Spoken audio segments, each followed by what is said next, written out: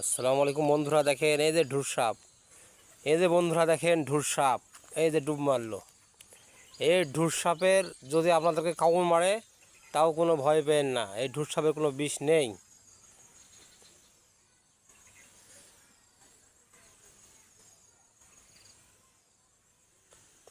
এই ঢুর সাপ, ডাড়ার সাপ, শানকিনি সাপ, গুই সাপ, এগুলোর কোনো বিষ নেই।